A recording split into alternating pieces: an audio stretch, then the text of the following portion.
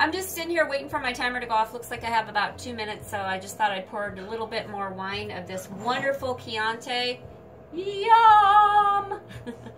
Anyway, I gotta slow down because we're going to a friend's house tonight and we're gonna celebrate the fact that I passed my exam, and I think we're gonna drink champagne, so yay, how great. Anyway, I'm really craving this pumpkin pie crunch because I was kind of lazy and didn't feel like making pumpkin pie the other day.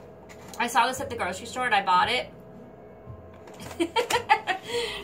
It just wasn't as good as mine, you know, and all 3 of my kids really love my pumpkin pie. Both my sons and my daughter just really love my pumpkin pie recipe that I've been making for years and years. I love this time of year. There's so many fantastic recipes out there. If you guys, 1 minute left on my timer. If you guys have a great recipe, please do share it with me.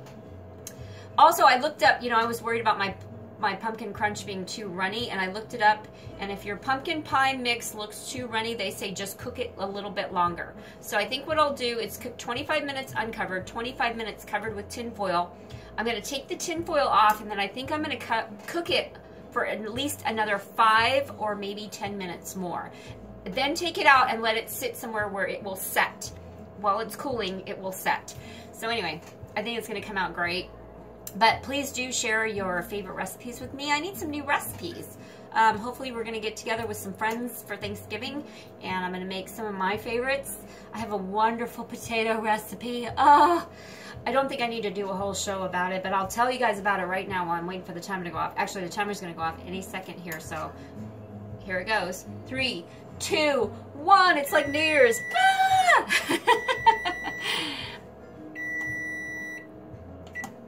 Okay, so I'm going to take it out of the oven and I'm going to show you what it looks like. Hang on one sec. Take a peek at it. Ooh, it's got steam coming off it. What does that mean? I hope I haven't overcooked it. It's very hot, folks. So be careful when you lift your foil because that steam's going to hit you right in the face. Oh, but the smell hits you in the face. Woohoo! It's beautiful. It's like simmering. Wow. Okay.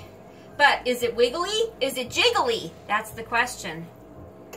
Little wiggly and jiggly. Also, I meant to mention I made a mistake earlier. I said that it was 1 stick of butter. It's 2 sticks of butter. However, if you don't want to use that much butter, then by all means stick to 1 stick. It doesn't have to be 2 sticks. I think it gets, I mean, right now, look at it. It's just like bubbling and sizzling in the butter. So I'm going to pop it back in just for another 5 minutes. Then I'm going to check it because I want my pecans to darken up a little bit more. I don't like the color that they are. I mean, they're not quite dark enough for my standards.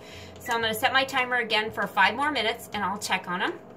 In the meantime, real quick, let me tell you about my famous potatoes. And they're only famous because I made them famous. Because I've been telling people about this potato recipe and people have been cooking it in their kitchens for years. I don't even remember where I got it. I think it was like an ex-boyfriend's mom or something like that. But anyway, regardless, it's so delicious. And here's how you cook them. Simple, easy. That's what I love. Simple and easy. So you boil your russet potatoes in some water with the skins on.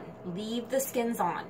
And depending on how many people you're going to serve, whether it be, you know, whatever potato ratio to people you want to do, 3 to 6, whatever. Throw them in there, boiling salted water, and when they're fork tender, take them out, let them cool, run them under some cold water so you can handle them, and you peel the skins off of them. Get out your cheese grater, your big industrial cheese grater, and you're going to grate these potatoes into a bowl, okay? You don't cut them, you grate them. Then you're also going to grate sharp cheddar cheese, and you're going to throw that into your potatoes. And some sour cream. Consistency, whatever you want. I don't know. I don't measure anymore. A cup, 2 cups, who knows? Pour some sour cream in. Mix it all up. Make it look really creamy and yummy. Like 6 green onions. Chop them up really small. Throw them in there. Salt and pepper to taste. Throw it in there. Then transfer all of that into a baking dish because you're going to want to throw it into a preheated 350-degree oven and you're going to bake it for 1 hour. But before you do, you're going to sprinkle some paprika on top of your potatoes. And then for good measure, I add a little bit more of that sharp cheddar cheese on top and sprinkle some more paprika. Throw it in the oven uncovered for 1 hour. Take it out It's a little slice of heaven. My kids have just loved my famous potato recipe. So anyway, try it, you guys. And please do share your recipes with me. I want to hear back from you. What do you guys have? What is your favorite Thanksgiving recipe? If you know how to reach me on Facebook or text me or whatever, you know, I want to hear about it because I want to try it this year. So cheers. I'm loving this Chianti I got from my friend, her recommendation. Oh, and I think I only paid like 10 bucks for it because you know me. I'm not a big spender when it comes to wine.